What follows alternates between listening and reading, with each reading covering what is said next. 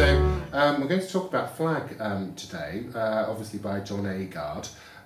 What do I think the poem's about?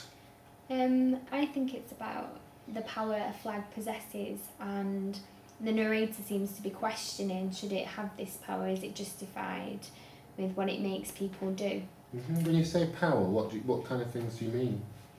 Well, the power it brings a nation to its knees is one in particular that has stood out to me. After all, it is just a piece of cloth, as it says, but it has this power to make people defend the honour of this flag, bring it to its knees, obviously worship, in a way, I suppose, what this flag represents.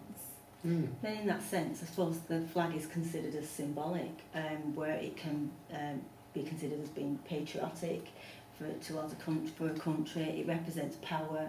It also represents allegiance, and therefore we as individuals allow this flag to have power.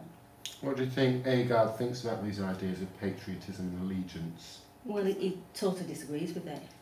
He thinks that we have given it far too much power. It's us as individuals that allow the flag to have power, when really, as he says in several of the stanzas, it's just a piece of cloth. Which is very dismissive, so it's almost he doesn't believe in this, and he wants to express these ideas for people to understand that it is a piece of cloth.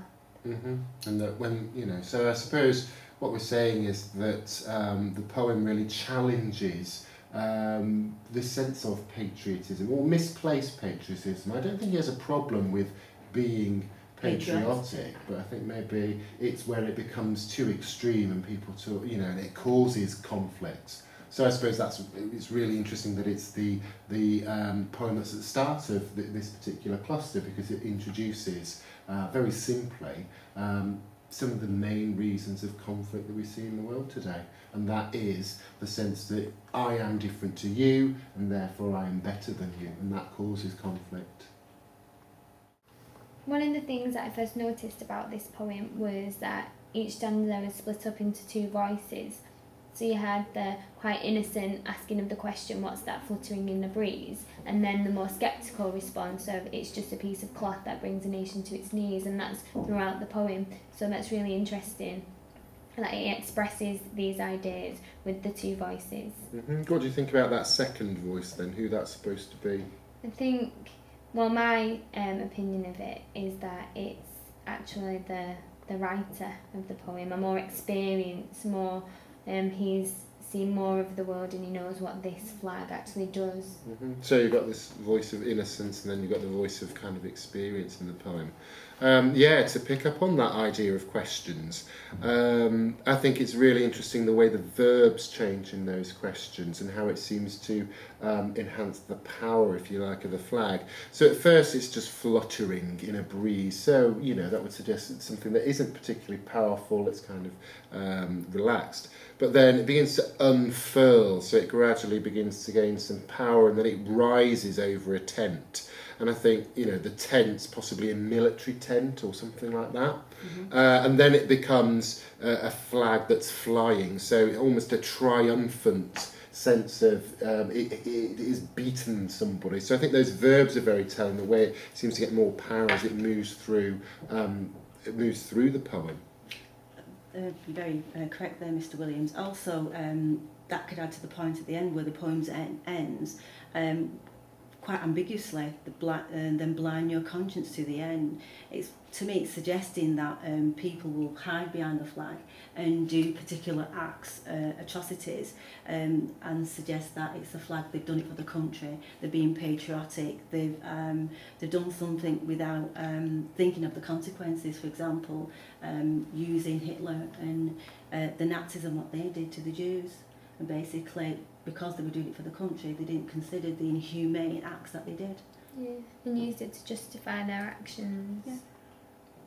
Yeah. I think the poem has a really regular structure, and I think that John Agard has done that deliberately. Each stanza follows a very clear pattern. It begins with a question, trying to find out what something is. Then you've got the repeated answer. It's just a piece of cloth in the first four stanzas, and then the third line of each stanza talks about a different quality that the flag brings, and I think, and that's the bit that changes within each stanza, and I think that some of the qualities that a flag brings, are there to make that innocent listener or questioner really make them worry and be concerned. So, say for example, in stanza 1, he talks about bringing a nation to its knees, and there's sort of an ambiguity there. Is it in worship, to worship the flag, or when you talk about bringing somebody to their knees? Is it because you have, you've caused them to be like that you've conquered somebody and you've forced them to behave like that? And then later on in stanza 4, the cloth that will outlive the blood you bleed. And I think there it's very much the warning. You might believe in this flag and you might want to go off and fight in these wars, but it's not the flag that is going to suffer. It's not the nation that will suffer. It's the individual soldiers. Well, I like the last 2 lines of the final stanza, where it's got rhyme and couplets, friend and end. So it's, in a sense, it's sarcastic, really, suggesting that this flag will be your friend. Well, it's not your friend. It's only, again, it's a piece of material. So it's reiterating that idea that runs throughout the poem, that people act in a certain way because they worship this particular flag, and it will use them rather than they use it. The individual will suffer. It's like the flag is immortal, like reiterating the point that you made about outlive the blood you bleed. Well, the flag will never bleed. It's the people that actually bleed and die from what they do. What do you think about that final stanza? Because it's quite different, isn't it? Yeah, what I noticed is, although they're very similar sentence structures all the way through, it changes slightly. So how can I possess such a cloth? So it's more personal to the person asking the question. They would want this piece of material. And obviously I like the point you picked up on before about it outliving the soldiers that bleed, because obviously it emphasises the fact that if we don't do something about this, then generations to come will do the same for this so-called cloth, yes. And it is that he keeps just repeating that idea. It's just a piece of cloth. You almost imagine that as he goes through the poem, there's almost a sense of increasing exasperation or frustration that this person just isn't getting that point. Then it's happened for generations and they're not learning a lesson from it. Yeah, so, in stanza 1, you imagine it being read, it's just a piece of cloth. In stanza 4, it's just a piece of cloth, a real frustration there. Is Agard trying to suggest that we should learn something from this rather than putting so much emphasis on this flag, where on wall posters as well, where it's for joining up, joining the army. They've got these symbols of flags and encouraging people to do it for the country. Well, in actual fact, they're doing it for individuals, not for the country in some respects. And sometimes selfish reasons. Selfish reasons, yeah. I enjoy reading this poem because I thought it highlighted the fact that how wars could start really through just pinning so much power on this one simple object, the flag. And also that should they really be going to war just because of representing your country, or should there be more reason to it, or is there ever a justified reason to go to war? I totally agree with the point you've made.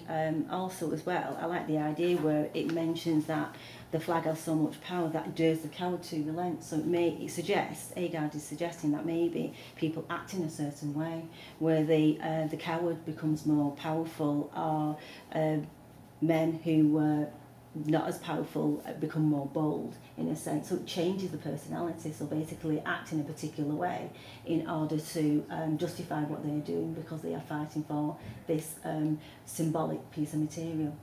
I mean, I think it's a poem, again, it's not a very confrontational poem.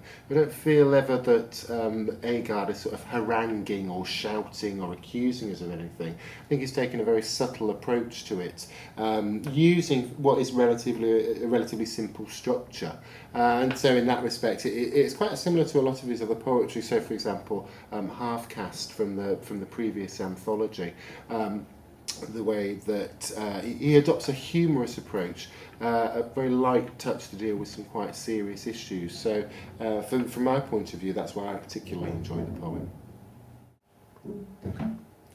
But I'd compare the flag with bayonet charge, because in bayonet charge it's associated with a soldier joining the British Army, and he joined for the reasons of that he was fighting for his country. Again, that associated with the flag and being patriotic.